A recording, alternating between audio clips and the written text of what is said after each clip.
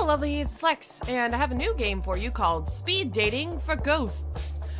This is gonna go out like a little bit later than this, but this game just came out, I guess, on Valentine's Day, from what I understand. So, my boyfriend bought it for me as a Valentine's Day present, and I figured that we would give it a go. It sounds interesting. I don't know anything about it at all, so... Oh, hello there. You must be here for speed dating. My name's Fran. I run this little operation. Nice to meet you, Fran. You're a nice one. We get all kinds of ghosts here. Nice ones, sad ones. Oh, I'm a ghost. A few spooky customers. It gets lonely being a ghost. It has been pretty difficult. It has? Wonderful! Then let's get started. We've got 3 rooms set up, each with their own super fun themes. You pick one and sit at a table. Makes sense. Doesn't it, though? Another ghost who also signed up will sit across from you. You'll have a few minutes to get to know them. Then a bell rings and you switch seats. A bell rings from somewhere. Just like that. In all, you'll meet 3 ghosts over 2 rounds. At the end, you get to choose your favorite. If they like you too, then you go on a date. How's that sound? I can't wait! Neither can I. First things first, though. Choose our room. How about the Room of Palms? I think I like that one. And the cursor's a little skeleton hand. It's super cute. The Room of Palms. Looks like the basement of an old church. Faded linoleum floors. Spare walls with the odd religious print framed in peach-colored wood. On one side is a large open kitchen. Old refrigerators donated by the congregation hum and drip. This must be where the cabbage smell is coming from. Rows of long tables are set up for the next spaghetti supper. They work well enough for today's speed dating. All right, we're on a date, I guess. The bell rings and a ghost appears. Oh, football head ghost. Sup? I'm Riley. You're pretty hot for a ghost. You're not so bad yourself, right? Isn't it cool we stay the age when we died?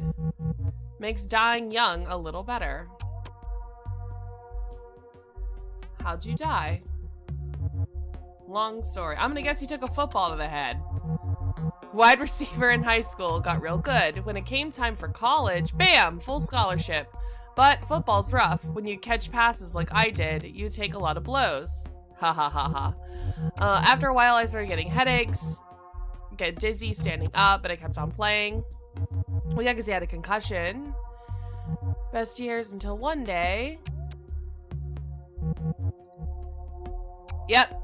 He had a brain hematoma, and he had bleeding on his brain and died from concussions. Anyway, now I'm here. And we get to meet. So it's not all bad. I try not to let how I died define me. So many ghosts have sad stories. I want to make the best of this. Have some fun. Be the best Riley I can be. It's just hard to figure out what that means. I wish ghosts didn't care so much about labels. It's just like when we were alive. Everyone's always telling me who I was without bothering to learn who I am. That's deep, Riley. Thanks, bud. Football knocks stuff around in there, but sometimes my brain still works. Tries to branch out. Sports are fun. What's better than waking up not that I sweat anymore. He was alright. He was okay. Who else do we have? Oh, snap. Halftime. Guess we call timeout. Let's keep this going in the second half. Another ghost appears. Oh no, this one's a chain smoker. Cough. Hello, sunshine. Ghost takes a long drag of their cigarette. The smoke rises up through their hollow frame, pumping out of holes in their back. Nice to meet you. Is it? That's a surprise. I'm Vera. That or the lady in smoke. That's what the ghost hunters call me. Ghost hunters? Living weirdos trying to prove we exist. Hunter sounds dramatic. Gives them too much credit. For years now, I've haunted Vegas. The glitzier condominiums on the strip, obnoxious houses behind gates. I wake up rich fools at night, shrouded in gray smoke, jangling pennies. I like this one. Wailing, pay the price. Junk like that. That's pretty cool. Thanks, hon.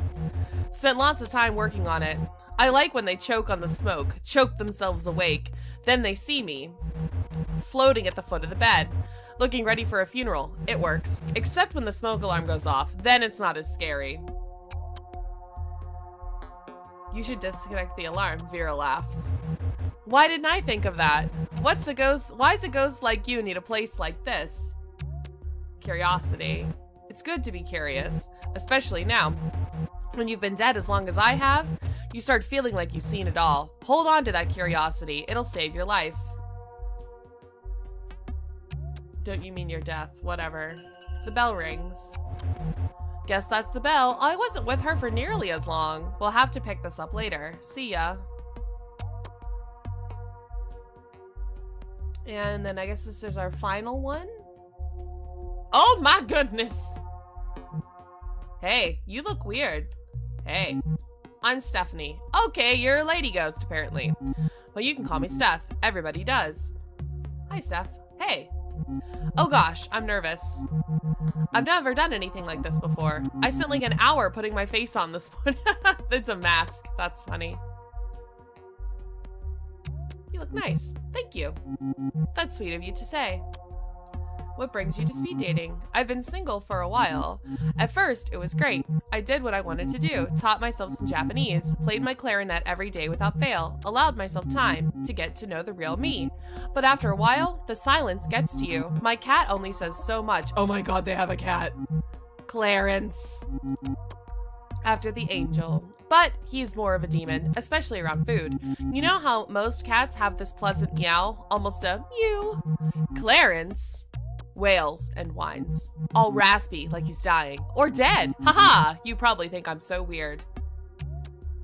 We're all a little weird. I suppose it beats being normal. There's nothing worse than meeting someone and running out of things to say. After like 10 minutes, that's why I'm here. There's no time to get bored. If you do, it's almost impressive. Tell me about learning Japanese. I thought I'd pick it up easily since it's so far removed from English. There's such an art to drawing the characters, but there are so many. First you learn, I don't know Japanese at all, so if there's Japanese words, I'm gonna say it wrong. There are the basic characters for sounds. Katakana, katakana, I don't know. I can't tell if those are A's or O's. For words taken from other languages. By the time I learned all those, I thought I was getting pretty good. Then came kanji. There are thousands of kanji characters. It's overwhelming. Oh, you can always visit Japan. I'd love to. It would help to be immersed like that. It's just hard to find the money. Tell me about the clarinet. You gotta commit to it. When I first learned as a kid, we rented one, which was gross because, well, you have this cloth. It's like a little metal thing attached to a long string. The cloth is on the other end. Then you're done playing, so you take the mouthpiece off and run the little metal thing through the clarinet. You had to clean the reeds, like the reed mouthpiece, to put the cloth through and despitify it. What happens if you don't? It's not a big deal. It'll just get gross after a while. Kind of moldy. Do you miss playing? Not really. I mean, I still practice every day. Of course I can breathe. I'm talking to you, aren't I? That's different. How? Because you're a ghost. Wait, what? What do you mean? No, wait. The bell can't be ringing yet. I don't understand. Oh, they don't know they're dead. We're dead? Did I die? Am I a ghost? That's kind of sad. Oh, we have a whole nother round. Okay. Oh, is it Riley again? Sup? I'm Riley again. Haha. So, like, what should we talk about now? Sports, obviously. So like, this may surprise you, but people always ask about the football in my head. I consider it a badge of honor, but also a reminder you can push yourself too hard and lose everything you worked for. 5 too many hits to the head. Whammo! Sports Ghost at your service. Here to tell you that all goals have limits. That's good advice, right? I like using sports to make sense of stuff. It works pretty good. Need to fix something? Draw up a play. You won't get anywhere without a plan. What do you have planned for us? Only the best time ever. I want to share something important to me. Let you see O'Reilly in its natural habitat. The bell rings. Oh, are these like real short rounds? So like, I was thinking it might be fun to see a game together. My old team's playing our state rivals. It's been years since I checked in on them. I'd like that. Righteous. Just tap me after they wrap up here. I'll pick you up in my ghost car. It's a convertible. I can't wait. Me neither. I like the football ghost. So is this gonna be Vera again? I like this one too though. Hello again, sunshine. Glad to see you back around. Cough. We only touched on my past last time. Us ghosts tend to look back a lot, reflect, obsess maybe. Hard to know a ghost without knowing how she lived. So how did you live? I made my life in Vegas. Went there when things started booming. Figured I could make some money. At first I lost a whole bunch. Slots. They'll get you good. Then I took this job. Working for a casino boss, his executive assistant. I told him when to wear a tie and cleaned his dirty laundry, if you get my meaning. Oh. Must have made serious money. Was learned dirty laundry. You must have made serious money. Honestly, no. The base pay was pretty good, but when I did good, he gave me $1,000 tips and put me up. Never had to pay a dime in rent. What was the catch? This guy was a scumbag, a real piece of work. There was nothing he wouldn't do. Buy people out, rob them. There were so many convenient accidents, anything to get at the competition. I was the one who kept his secrets. I made them go away. Cough. Sounds dangerous. It wasn't. Until it was. One day, in 1954, the casino rang me up. A voice, the boss's son, said they were out of clean shirts. It was maybe 6 a.m. The sun wasn't up yet. I dropped my girl off at the sitter and rushed over to the casino. Oh, she has a daughter. Sure did. Single mom in the 50s. In case you're doubting why I stayed at the job, the casino front doors were locked. The doors were never locked. Security let me in and led me to the blackjack tables where my boss was waiting, dead on the floor, blood soaking into the burgundy carpet. Where was his son? Standing next to his pops. He smiled when he saw me. You'll make this go away, he said. I nodded. 2 guys bigger than horses stepped up behind me. They loaded my dead boss into the trunk of a black car. One of them drove. The other made sure to sit with me in the back seat. No, she didn't know them. All their toughs looked the same. I swear they worked a year, and then got put down, like my boss had been put down. I kept thinking about where this put me. When we got to the desert, would they bury me too? But they didn't. I watched as my boss, friend to the mayor, a builder, a legend, got what he deserved, a hole in the sand. I want to ask about the daughter. And she stayed there. I wasn't about to pick her up, at least not until things cooled down. So how did you die? I went home alone, locked all the doors and windows, turned off all the lights, and waited, but nothing happened until I nodded off.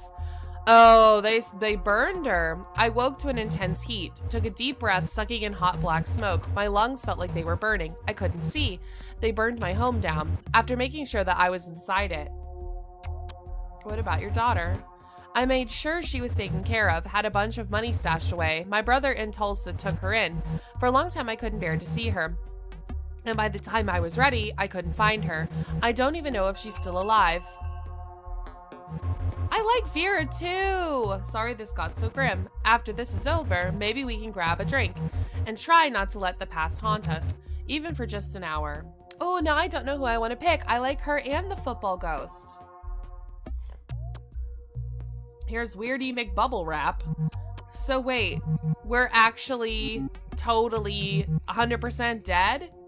Yes. As in afterlife? The afterlife? Yes. So you're a ghost? And I'm a ghost? Yes. Oh boy, do I need a drink. I hear ya.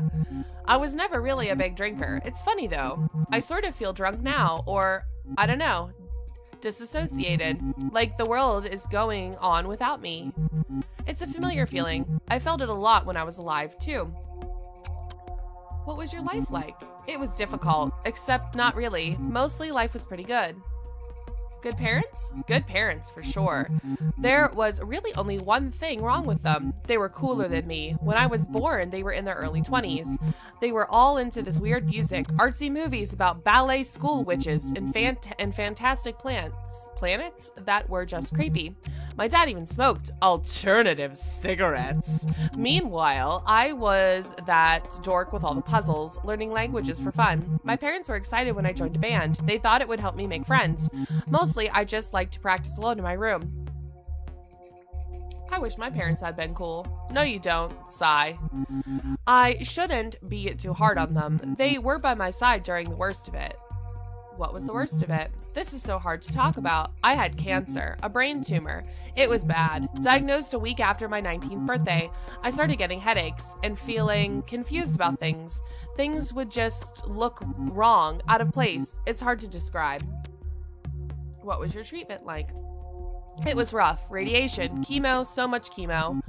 They said it was aggressive, so they had to be aggressive. Eventually, the symptoms subsided. It seemed like they zapped it, told me I was progression-free, whatever that means. I was allowed to go back to school, but I didn't. I retreated to my room. After so much time facing death, I had a lot of trouble facing people. Funny, huh? Now I'm facing death and people. There's the bell. I guess it's back out into the world for now. I have a lot to figure out. It was nice to meet you. Thanks for helping me talk this out. Steph leaves the room. If you hurry, you can catch up to her. See if she'd like to talk some more. Then again, a date with a ghost like Steph might not be the most interesting. She's no football hunk, nor is she the infamous lady in smoke. Oh, now I have to choose. Choose your date.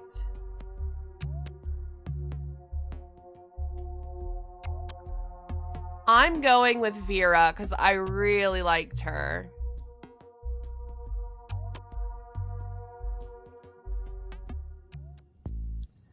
You meet Vera outside. She's smoking in the dark. Took you long enough. Not really, though. I'm just kidding around. So, what do you want to do? The worlds are... Vera stops talking. She seems distracted all of a sudden. You hear that? I didn't hear anything. I heard a voice. There it is again. A voice. Did you hear it this time? Are you okay? I'm honestly not sure. I'm hearing a second voice. This one sounds familiar, like the way I'd sound if someone recorded me. Me, but not me. Where are they coming from? The voices are in my head, but also far away. The voice is calling out to me. It's saying, Vera, are you there? We are trying to reach Vera. Dead on the 5th of November, 1954. And then the other voice, the one that sounds so familiar, it says, where are you, Mom? Oh no! My daughter? I'm sorry. I have to go. I have to find her. Can I come with you? Yeah. I think you'd better. I'm not sure what I'm hearing. It sounds like my daughter, but well, you know what I've done. It might be nice to have some backup. You follow Vera to the source of the voices in her head. A small bungalow on a quiet street on the other side of town. There's a square hedge around the front yard and a neon sign in the window. Psychic readings. Know the future. Know yourself. Let's go inside. Inside, the house is dark, except for a dim room towards the back, lit by trembling candles. Two people are seated at a table facing each other. One is a young woman dressed in black with multiple piercings. She appears to be the psychic and playing the part with witchy flair. A second woman sits across from her. This woman is in her 70s, wearing wire-frame glasses and a long black dress. She looks like a retired librarian. Same eye bags as her mom, though. That's my daughter. Is this a seance? They're trying to reach out to you. I don't know what to do with this. I feel a presence. Vera's daughter opens her eyes. Mom, are you there?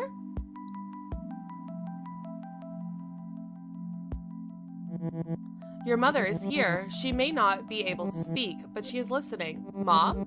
I sense two presences. Two? Yes. One is unknown to me. The psychic breathes in deeply. You may now ask your mother a question. Perhaps she will respond. Mom? It's Jane. I need to know what happened. How you really died. The police. The papers. They all said it was an accident, but I found your letters, Mom. What did they do to you?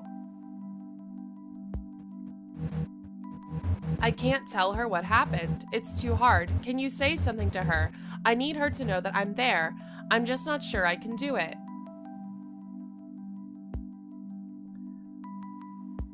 Tell Jane how her mom really died. The psychic repeats what you say, word for word. The letters were all true, every word. I'm sorry I left you. I did it so that you could live. Jane begins to cry. You didn't leave me. They took you from me. I was only a little girl. I'm so sorry, Mom. I miss you so much. I miss you too. Aww.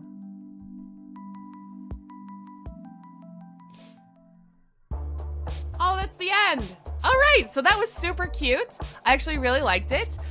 There's 2 more rooms apparently that we can play with. So if you guys like this, please let me know down in the comments and I will play another episode of it. This game is available on Steam. I don't know how much it is just because I received it as like a gift copy, so I don't know exactly how much it is, but it was really fun. I hope that you guys enjoyed it as much as I did. Have a wonderful rest of your day, and I will see everybody later on.